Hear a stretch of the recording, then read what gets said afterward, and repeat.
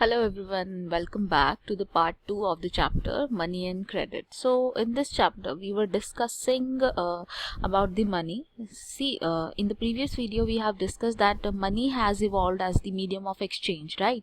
It has evolved as the medium of exchange, right? So money has evolved as the medium of exchange, and next thing that we are going to discuss in this part is in that part we have discussed double coincidence of demand, right?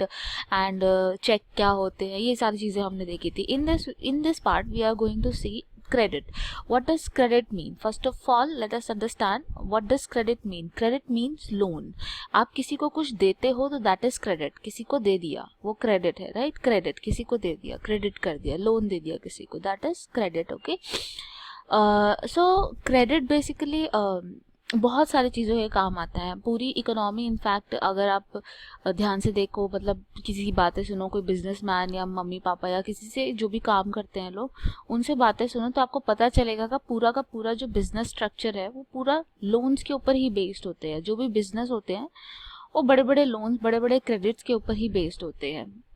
इसके अलावा in our normal life, when we buy a house, then we buy it on house loan. We take home loan. You have seen various ads in your concerning the home loans की कितनी सारी ads आती हैं, आपने देखी होंगी, right?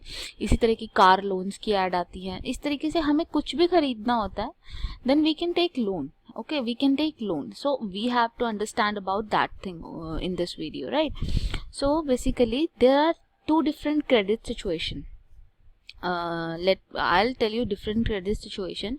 कि credit किसी सिचुएशन में बहुत अच्छा होता है, बहुत ज़रूरी होता है, ठीक है, और किसी सिचुएशन में ये जो लोन लेने की चीज़ होती है, जो लोन लेना होता है वो बहुत ही बुरा होता है, उसका बहुत ही बुरा इम्पैक्ट पड़ता है, ठीक है, उसकी काफ़ी गलत रिपरकशन हो सकते हैं. तो ये दो चीज़ें हमें इसके बारे में जानना है. अच्छा, लोन जो होता है वो किसी भी चीज़ के लिए लिया जा सकता है, जैसे स्टडीज़ के लिए ले सकते हैं आप, हाउस के लिए ले सकते हैं, कार के लिए ले सकते हैं, राइट, बिजनेस चलाने के लिए ले सकते हैं, अलग अलग चीज़ों के लिए आप लोन ले सकते हैं. So basically let us see the definition of the credit. So credit refer to an agreement in which the lender supply the borrower with the money. ये ऐसा agreement है जिसमें कि जो lender है, जो देने वाला है, वो borrower को money सप्लाई करता है, वो borrower को मनी सप्लाई करता है, गुड्स और service in return for the promise of future payment. मतलब या कोई गुड्स या कोई सर्विस ऐसा कुछ भी देगा, मनी, गुड्स, सर्विस जो भी दे रहा है वो in return for the promise of future payment. लेकिन साथ में वो ये भी प्रॉमिस लेता है कि जो मैं आपको अभी दे रहा हूँ, जितना भी पैसे मैं आपको दे रहा हूँ या जो भी चीज़ मैं आपको दे रहा हूँ, ये फिर आप मुझे बाद में वापस करेंगे. ये क्रेडिट कहलाता है, राइट? ये क्रेडिट, उधार, जो आपका लोन होता है, कि ये नहीं है कि दान कर दिया, कि दे दिया बस हो गया ख़त्म बात. नहीं, दान नहीं है, इट इज़ क्रेडिट. क्रेडिट क्या है कि आपने लिया है तो आपको वापस करना पड़ेगा, आपने दिया है तो आपको थोड़े टाइम बाद वो वापस चाहिए, राइट? ये सीन है. सो यहाँ पे क्रेडिट कैसे काम करता है, दो एग्जाम्पल्स के थ्रू एनसीईआरटी में बहुत अच्छे से समझाया है. So first is the case of Saleem. So in the festive season what he does, he obtain credit to meet the working capital need of production. जो उसका बिजनेस होता है, उस बिजनेस को करने के लिए उसको कुछ चाहिए होता है, सामान, उसके पास कुछ ऑर्डर होता है, राइट? वो ऑर्डर को पूरा करने के लिए उसे पैसे चाहिए होते हैं. तो वो क्या करता है, वो उस ऑर्डर को पूरा करने के लिए मनी बोरो कर लेता है, कुछ मनी बोरो कर लेता है, ठीक है.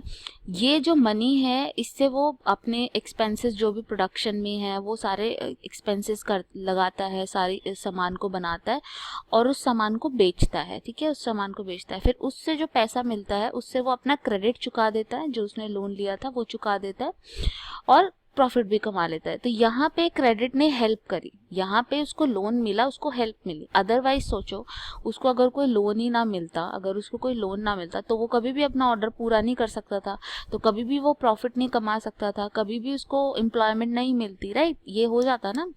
अगर उसको कोई काम, जैसे कि मान लीजिए आपके पास कुछ हुनर है लेकिन आपके पास पैसे नहीं है, तो आप किसी से पैसे लेते हो कि मेरे को मेरा बिजनेस सेटअप करने के लिए इतने पैसे की ज़रूरत है।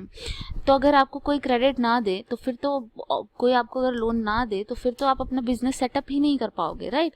क्योंकि आपके पास मनी तो है ही नहीं, तो आप बिजनेस सेटअप नहीं कर पाओगे। तो इसलिए जो डेवलपमेंट हो सकती थी, जो चीज़ अच्छी हो सकती थी, वो चीज़ हो नहीं पाएगी, राइट? हो ऐसा ही होगा। तो इसलिए यहाँ पे जो क्रेडिट है, वो जो लोन है, वो काफ़ी अच्छा रोल प्ले करता है। ऐसी सिचुएशंस में लोन हमें हेल्प करता है कि हम अपना क्या बिजनेस बढ़ा पाएँ या जो भी हम एम्प्लॉयमेंट कर रहे हैं वो उसको अच्छा कर पाए, राइट?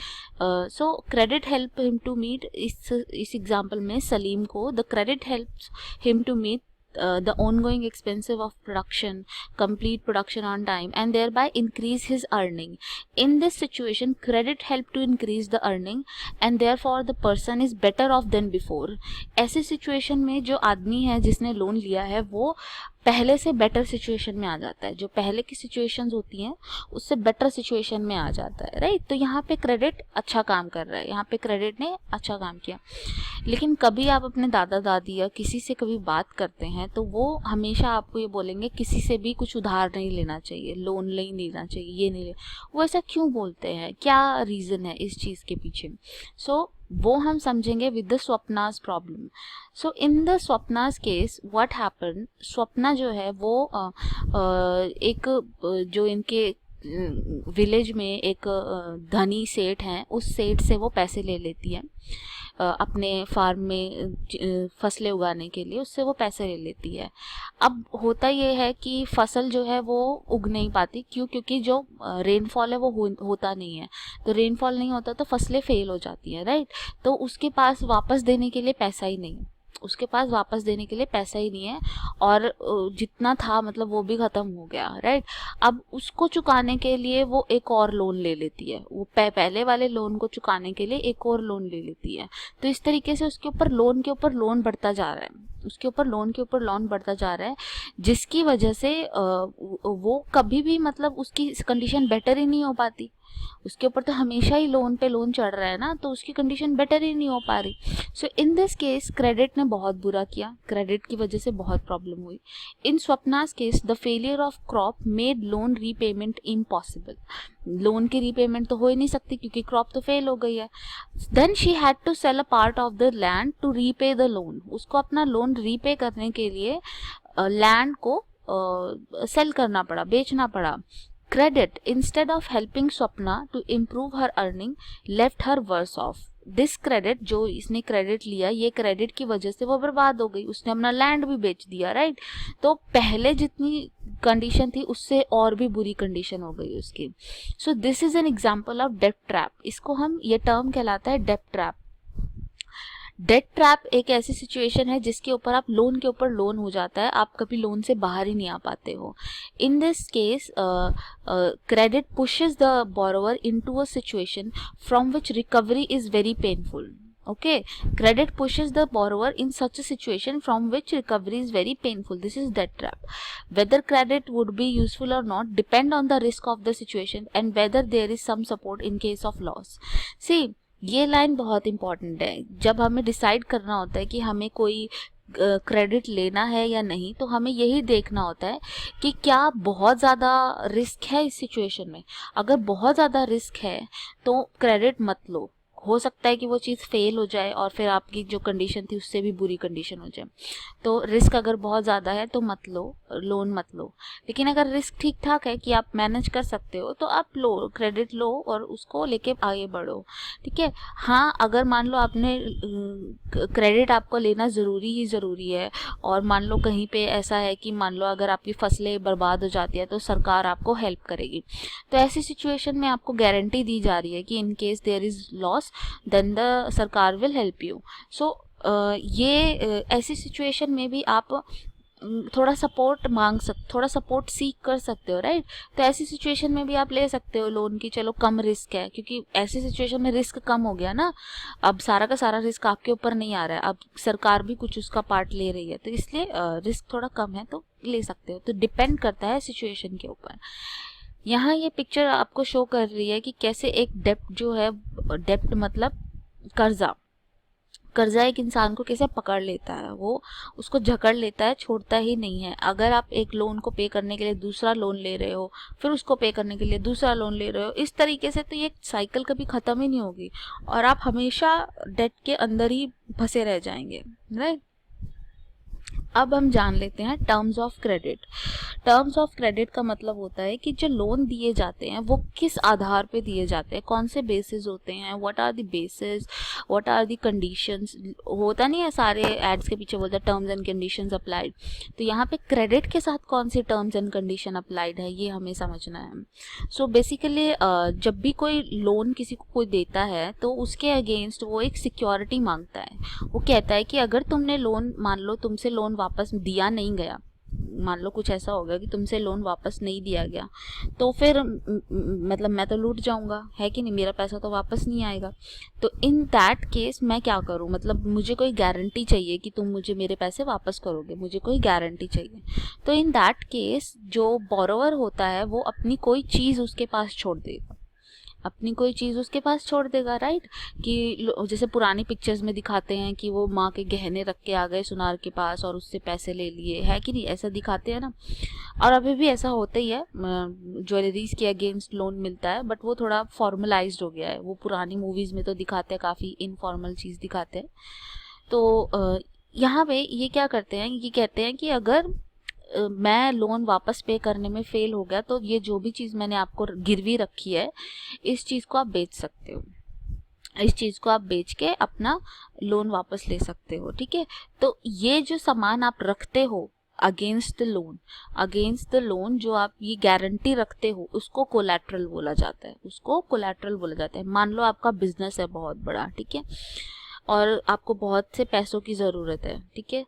तो आप क्या करोगे, आप अपना घर एज कोलेट्रल बैंक को दोगे, बैंक को बोलोगे कि मेरा घर को गिरवी रखो और घर के अगेंस्ट मुझे पैसे दो।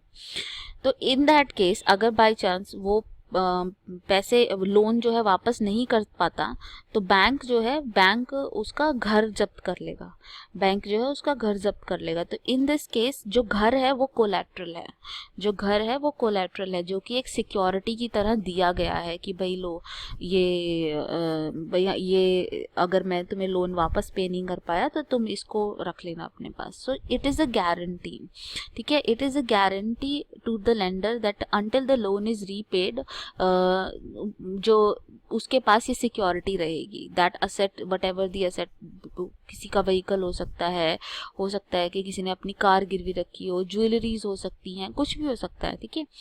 If the borrower fail to repay the loan the lender has the right to sell the asset और collateral to obtain payment.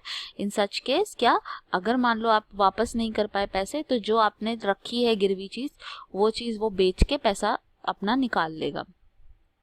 Interest rate, collateral and documentation requirement and the mode of repayment together is called the term of credit. Term of credit का मतलब होता है कि कितना, सारी चीज़ें credit के बारे की सारी चीज़ें, कि कितना इंटरेस्ट रेट लगेगा, कितना मतलब कितने टाइम के लिए मतलब क्या क्या डॉक्यूमेंट्स लगेंगे, कितने टाइम में मुझे वापस करना है पैसा, क्या मैं कोलैटरल क्या चीज़ रख रहा हूँ, हर चीज़ जो भी क्रेडिट से रिलेटेड चीज़ है, interest rate, collateral, documentation, mode of payment, together it is called as term of credit. कि क्रेडिट लेने के ये टर्म्स हैं, टर्म्स एंड कंडीशन होते हैं ना, तो ये टर्म्स है कि इतने इंटरेस्ट पे मिलेगा, ये कोलैटरल रखना पड़ेगा, ये करना पड़ेगा, ये टर्म्स हैं कि इन टर्म्स पे आपने लोन लिया है, ठीक है। ओके, दो टाइप के लोन होते हैं, एक होते हैं फॉर्मल सेक्टर के लोन, एक होते हैं इनफॉर्मल सेक्टर के लोन। अब ये फॉर्मल इनफॉर्मल क्या है? Cheap and affordable credit is crucial for the country's development, right. पैसे की तो ज़रूरत है ही, अगर कोई बिजनेस चलाना है तो पैसे की तो ज़रूरत है ही। सो लोन जो है वो अवेलेबल रहना चाहिए। हमारे देश में या कहीं पर भी दो टाइप के लोन होते हैं, एक फॉर्मल सेक्टर से आते हैं और एक इनफॉर्मल से आते हैं। अब ये फॉर्मल इनफॉर्मल क्या होता है? फॉर्मल का मतलब होता है ऐसी जगह जो रेगुलेटेड है, ऐसी जगह जो रेगुलेटेड है, जो कि आरबीआई के रूल्स के अकॉर्डिंग, गवर्नमेंट के रूल्स के अकॉर्डिंग चलती है, राइट। तो वो फॉर्मल सेक्टर कहलाता है। जैसे बैंक्स होते हैं, ठीक है, बैंक्स आरबीआई के रूल के अकॉर्डिंग चलते हैं, वहाँ से अगर हम लोन लेते हैं तो वो फॉर्मल सेक्टर क्रेडिट कहलाता है, वो फॉर्मल सेक्टर क्रेडिट कहलाता है। These are the loan from the banks and cooperatives. The Reserve Bank of India supervise the functioning of the formal sources of loan. Bank have to submit information to RBI on how much they are lending to whom at what interest rate etc. Banks को ये submit करना पड़ता है कि वो किसको loan दे रहे हैं, कितने का दे रहे हैं, कैसे दे रहे हैं, सारी चीज़ें उनको बतानी पड़ती हैं। वहीं दूसरे हाथ पे इनफॉर्मल सेक्टर है। तो जो इनफॉर्मल सेक्टर जो होता है, इसमें आरबीआई का रोल नहीं होता, गवर्नमेंट का रोल नहीं होता, किसी का कुछ रोल नहीं होता। इसमें आप जैसे आप मान लो अपने रिश्तेदार से पैसा ले रहे हो उधारी, ठीक है, आप अपने रिश्तेदार से उधारी पैसा ले रहे हो, या आप अपने बगल के जो सुनार है उससे पैसा ले रहे हो, व्हाटएवर, जिसमें गवर्नमेंट का कुछ लाग लगाव नहीं है, जिसमें गवर्नमेंट का कुछ लेना देना नहीं है, ठीक है, वो इनफॉर्मल सेक्टर के लोन कहलाएंगे। These are known as informal sectors loan. They are loan from the money lender, trader, employer, relatives and friends etc. There is no organization which supervise the activities of the lender in informal sector. Informal sector में कोई भी वो नहीं होता है कि भाई कितने इंटरेस्ट रेट पे बेचना है, कितने, वो तो आपकी मर्जी, आप जितने इंटरेस्ट रेट पे देना चाहो ना देना चाहो तो वो आपकी मर्जी। तो यहाँ पे एक्सप्लॉयटेशन होने का ज़्यादा खतरा रहता है, क्योंकि टर्म्स कुछ भी हो सकते हैं, टर्म्स कुछ भी हो सकता है, गवर्नमेंट उन टर्म्स को रेगुलेट नहीं कर रही है, राइट। तो ये इनफॉर्मल सेक्टर की मनी कहलाती है, ये होती है हमारी इनफॉर्मल सेक्टर। हमारे देश की जो प्रॉब्लम है वो ये है कि हमारे देश में ज़्यादा जो लोग हैं वो इनफॉर्मल सेक्टर से मनी उधार लेते हैं, फॉर्मल सेक्टर से नहीं लेते। The formal sector meet only about half of the total credit need of rural people. The remaining credit are met from the informal sector. It is important that formal credit is distributed more equally so that poor can benefit from the cheaper loan. जो formal sector के loan होते हैं they are cheaper, वो बहुत सस्ते होते हैं और अच्छे होते हैं, तो वो सबको मिलने चाहिए rather than informal. It is necessary that banks and cooperative increase their lending, particularly in rural area, so that the dependence on the informal sources reduces, right? While the formal sector loan need to expand, it is also necessary that everyone receive these loans. ये भी important है कि ये जो loans है ये हर किसी को मिले, क्योंकि ये तो सिर्फ जो बैंक्स होते हैं वो तो सिर्फ अर्बन एरियाज़ में बने होते हैं, तो इसलिए बैंक से लोन सिर्फ अर्बन लोगों को मिल पाते हैं, जो रूरल लोग होते हैं उनको इतना नहीं मिल पाता है। तो ये आपका बहुत ही इंपॉर्टेंट क्वेश्चन है, what are the formal sources of credit and informal sources of the credit के बीच का डिफरेंस है। What is the difference between the formal source of credit and informal source of credit. So these are the difference between the, let me just tell you. RBI supervise the functioning informal source. They charge lower rate of interest. Their main motive is social welfare. Formal source की बात कर रही हूँ. And these loans are provided by banks and cooperative. वैसे वहाँ पे informal की अगर हम बात करें, so there is no organization which supervise the credit activity of these sources. They charge higher rate of interest. ये high rate of interest मांगते हैं.